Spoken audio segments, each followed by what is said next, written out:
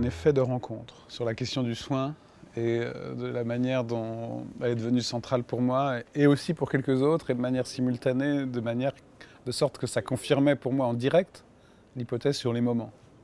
Une sorte de confirmation en acte. Parce que d'abord on a été plusieurs au même moment à la rencontrer. Il y a eu aussi, on n'a pas encore parlé sur l'idée de moment, évidemment il y a une question de contexte géographique aussi.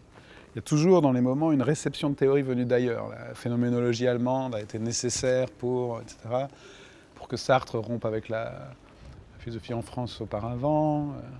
Et donc j'ai pu vérifier aussi sur l'introduction des théories du Caire, par exemple, qu'il y avait un apport critique qui venait réveiller une certaine philosophie française. Sans l'abolir, à mon avis, puisqu'on peut et on doit mobiliser Foucault et surtout Canguilhem et beaucoup d'autres autour de la question du soin aujourd'hui. Donc il y a eu une rencontre qui est très importante, c'est-à-dire c'est pas juste une lubie de X ou Y. Ça c'est évidemment très important. Et cette rencontre a été concrète pour moi, c'est-à-dire que je travaillais depuis longtemps sur le vivant et de manière critique, c'est-à-dire aussi que le fait que la vie c'est les relations entre les vivants. À la fois des relations de pouvoir, des relations d'amour, certains types de relations que je travaillais depuis très longtemps. En fait, la question de la relation est un peu mon foyer. On voit bien, hein, c'est une histoire relationnelle de la philosophie que je veux faire, entre des singularités, avec des ruptures. Mais au fond, c'est parce que pour moi, le fond de notre être est relationnel, mais relationnel avec des singularités. Donc je faisais cours sur la protection, je voulais trouver le rapport entre la vie et la justice, dans la violence, dans ce que j'appelle la violation, qui est pour moi un concept absolument central. Le concept, l'idée que dans une relation, même intime, il y a un risque de violence qui est spécifique, que l'amitié a comme risque de violence la trahison, que l'amour a pour risque de violence le viol, etc. La relation sexuelle, disons, a sa violence spécifique. Et donc je tournais autour du rapport vie, morale, etc. Et puis tout à coup, en 2003, je pense, pour la première fois, un groupe d'amis de ma génération organise un colloque sur le soin, même 2 ou 3 simultanément, quasiment. Il y a eu le colloque de Guillaume Leblanc à Bordeaux, avec Nathalie Zakai-Reiners à Bruxelles, dans ces mêmes années-là. Et ça a été le déclic, pour moi comme pour d'autres. Guillaume Leblanc venait de Canguilhem.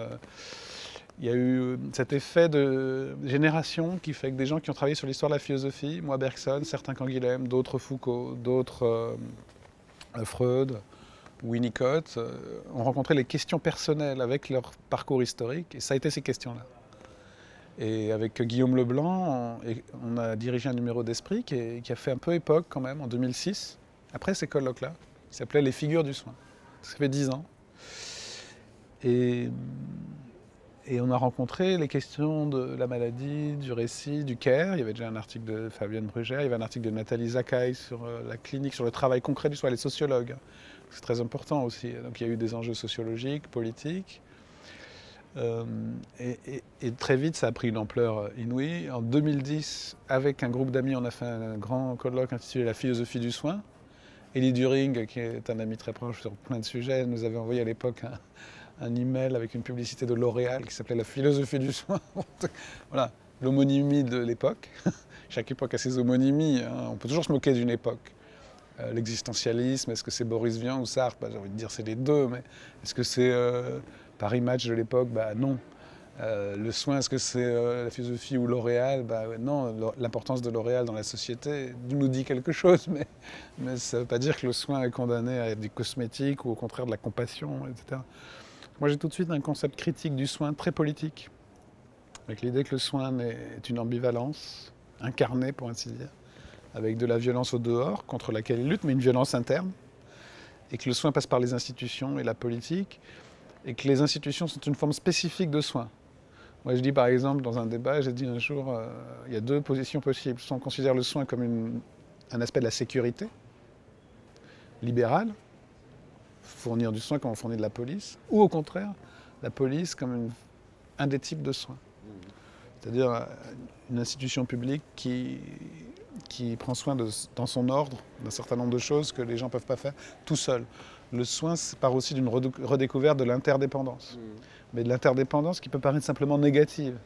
Un nourrisson humain, tout seul, il meurt. Un vieillard humain aussi, un malade humain aussi. Mais en même temps, le soin n'est pas seulement une réponse à ça, C'est aussi la création de subjectivité, capable de se construire, de se défendre toute seule, d'être critique. Je suis très...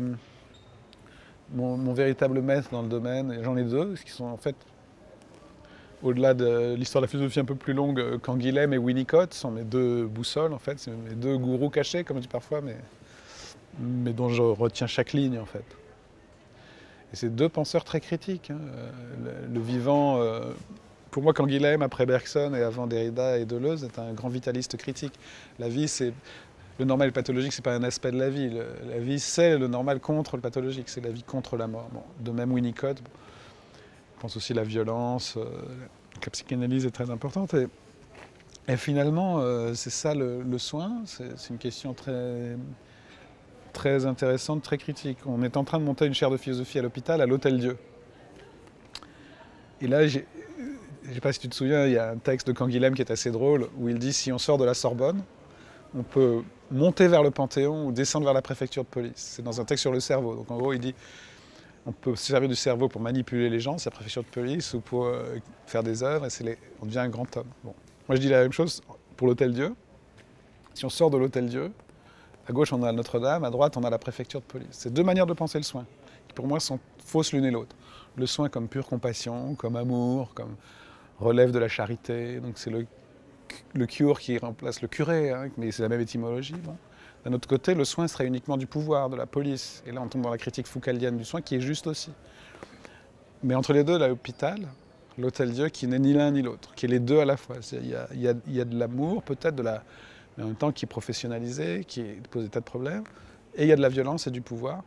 Et la blouse blanche comporte ça. Donc, pour moi, vraiment, sur le parvis de la cité politique, il faut partir de l'Hôtel-Dieu. Il ne faut surtout pas se laisser fasciner par l'amour sans contraire, une sorte de rhétorique qui peut devenir très dangereuse, mais pas non plus par une pure critique, comme si le pouvoir était uniquement une violence, parce que pour moi, il y a des capacitations positives dans le pouvoir. Il y a aussi des pouvoirs d'aider, des pouvoirs de transmettre positivement du pouvoir. Et donc le terme pouvoir est lui-même ambivalent. Moi, je pense que l'ambivalence est le seul mot universel. Ça veut dire qu'il n'y a pas de mot universel, puisque le mot ambivalence est même divisé, donc, ou que l'universel est divisé. Donc, le pouvoir lui-même est un mot ambivalent, qu'il faut critiquer dans ses abus, mais défendre dans ses créations, en fait. Et donc le soin est travaillé par tout ça, il n'est pas du tout pour moi une sorte de substitut à la politique. Mais plutôt, alors le terme ne passe pas parce que justement il n'est pas conçu comme suffisamment ambivalent, institutionnel, commun. Donc il y a d'autres mots peut-être à trouver. Mais néanmoins, pour moi, ce n'est pas du tout un substitut, c'est plutôt un horizon où le soin politique est un soin au second degré, qui prend soin du soin, qui prend soin des relations, avec son ordre propre. Et comme les relations de soins sont des relations de pouvoir, le politique est dans toutes les relations, y compris dans ma relation à moi-même, et dans les relations sexuelles, amicales, amoureuses, parentales, etc. Donc c'est la question de la violation, moi, qui m'a conduit aux soins. Pour résumer, c'est ça, en fait. Et maintenant, simplement, les gens, j'allais dire, ont tendance à l'oublier. Mais c'est vrai que dans mon livre sur le moment du soin, la partie centrale est sur la violation. Et c'était pour moi les textes les plus importants. Mais l'histoire de la philosophie est faite de malentendus. Peut-être le malentendu n'est pas un défaut de communication, mais l'essence de la communication, comme dit mon ami Vincent Delcroix à partir de Kierkegaard, quoi. Enfin, j'en parlais récemment avec lui. Je lui disais, le malentendu, c'est pas un défaut secondaire, c'est structurel. Donc, ça sert à rien de s'en indigner. Mais il y a un malentendu fondamental autour du soin. Et c'est pas une raison pour l'abandonner, c'est pour résister au contresens en assumant le malentendu.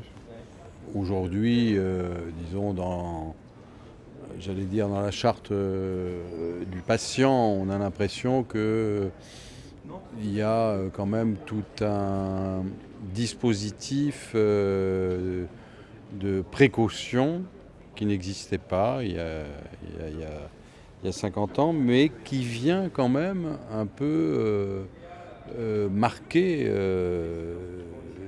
les carences de l'État-providence, disons, dans les missions même qui lui lui sont assignés. Alors, est-ce qu'il n'y a pas là, justement, précisément, à la fois une ambivalence, mais une ambivalence qui est le symptôme quand même d'une crise, c'est-à-dire autant les soins palliatifs sont nécessaires et très importants, disons, là on a l'impression qu'on vient pallier, disons, à des carences. Alors c'est compliqué parce que il faudrait prendre en compte là, tous les aspects de la politisation du soin. Et il y a cela, c'est-à-dire une sorte de responsabilisation qui peut devenir une très grande violence, voire un abandon, une sorte de domination aussi, une sorte de défausse sur le soin. Et en même temps, il y a aussi d'autres choses. On parlait des moments. Hein.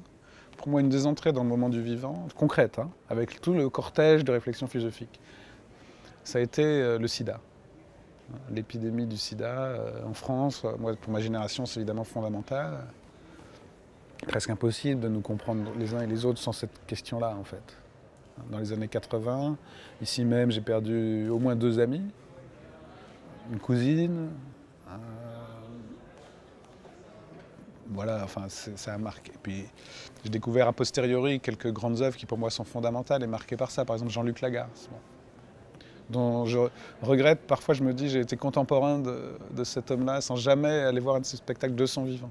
C'est devenu une œuvre fondamentale pour moi. Bon, pourquoi je parle du sida? Pour répondre à ta question sur le soin, c'est évidemment parce que le sida a été emblématique d'une politisation du rapport aux soins à travers les associations de malades. Ça a été absolument fondamental. Et là on s'aperçoit qu'il ne s'agit pas seulement de critiquer la médecine.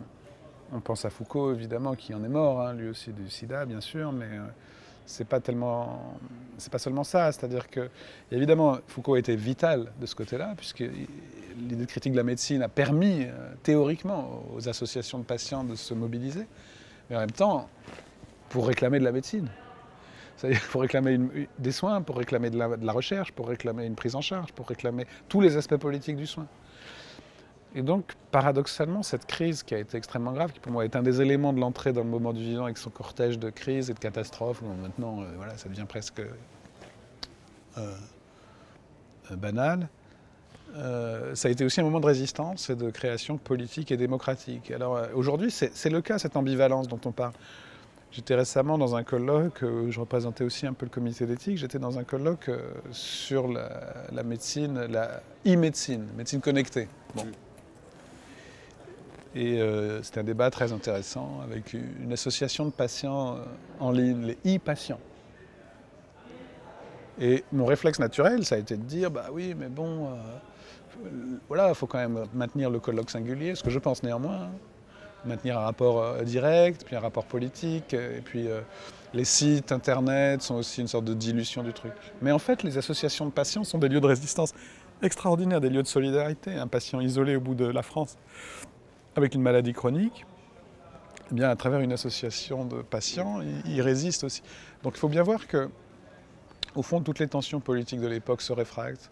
L'ultralibéralisme, la juridicisation des trucs, effectivement la défausse juridique, le fait de signer des décharges, ce qui remplacerait l'éthique, un hypermoralisme aussi parfois, là aussi c'est le côté de Notre-Dame de Paris, bon, toujours hein, Notre-Dame ou bien la préfecture, on passe constamment de l'un à l'autre. Pour certains, le soin c'est l'amour, la dévotion, une sorte d'ultra-lévinacisme qui pour moi masque une partie de la réalité. De l'autre côté, c'est effectivement un ultralibéralisme, préfecture de police, c'est-à-dire on signe une décharge et après on nous fait ce qu'on veut, etc. Donc, non, il faut le prendre il faut y voir une sorte de miroir de l'époque. Toutes ces errances, les débats sur l'humanitaire sont très révélateurs. Ils sont allés trop loin, les médecins français créent Médecins sans frontières. Autre entrée du moment du vivant, la création de Médecins sans frontières. Tout à coup, la politique révolutionnaire dans la figure du médecin, qui déjà pour Camus et Simone Veil était une des figures majeures de la politique. Il y a eu après la critique politique de Médecins sans frontières, qui a risqué d'aller trop loin, parce qu'aujourd'hui on est dans une période intéressante à mon avis, où cette question réfracte les questions politiques, et où il faut tomber ni dans l'idéalisation du soin, ni dans une sorte de cynisme qui consisterait à dire Avant c'était mieux, on était dans une politique vraiment politique, comme si c'était pas politique, que les gens aient accès aux médicaments, à des modes de vie, à une planète, à des institutions qui les respectent et qui leur permettent de vivre pleinement, y compris avec d'autres vivants que les hommes, même si moi je pense qu'il faut partir des vivants humains. Oui, mais ça ne supprime pas quand même ce que l'appel des appels et d'autres ont nommé le tournant gestionnaire en matière de politique hospitalière. J'entends bien le fait que tout ce qui concerne le soin peut être politique, mais il y a quand même ce fait majeur, c'est que la dynamique capitaliste néolibérale est quand même Oui. la plus puissante. Bien sûr, mais tu vois bien, qu'est-ce qu'on critique dans la tarification à l'acte ou dans le modèle gestionnaire? C'est que justement, il rend le véritable soin impossible. J'ai un ami qui est cancérologue à Lyon. Il a un quart d'heure montre en main pour annoncer les cancers. Qu'est-ce qu'on critique là? Est-ce que c'est le soin ou est-ce que c'est une dérive dans le traitement du soin? On le critique ça au nom du soin, c'est-à-dire justement le soin complet. Alors moi, dans mon article sur le soin, qui était un peu l'origine de deux ou trois choses, je distingue deux concepts du soin. C'était même le titre de l'article, hein. Les deux concepts du soin. Okay, soigner quelque chose, soigner quelqu'un. Et c'est vrai qu'il faut avoir un concept exigeant du soin. Mais tu vois bien que si on critique la dérive gestionnaire du soin, c'est pas seulement au nom de la critique de la gestion, c'est aussi au nom du soin. Et même, je pense que c'est tout à fait fondamental. C'est-à-dire que prenez un ultralibéral, vous le mettez dans une situation de crise personnelle ou autre, tout à coup il s'aperçoit qu'il a besoin de tout ça. Donc en fait, voilà, il faut, je pense qu'entre cette dérive, il faut justement plusieurs armes. Et il faut des concepts politiques, économiques, tout ce qu'on veut, et des concepts cliniques et philosophiques. Et ça se noue, par exemple, dans cet espace qui est en train de se créer de sciences humaines sur la médecine. Il y a des économistes qui font des études extrêmement poussées pour montrer qu'effectivement, un individu à qui on s'adresse, qu'on respecte, qu'on protège socialement, qui on permet un soin, etc., en plus du reste, j'allais dire, c'est valorisable économiquement. C'est-à-dire qu'en plus du reste, ça fait des économies bien plus que les mesures de restriction ultralibérales.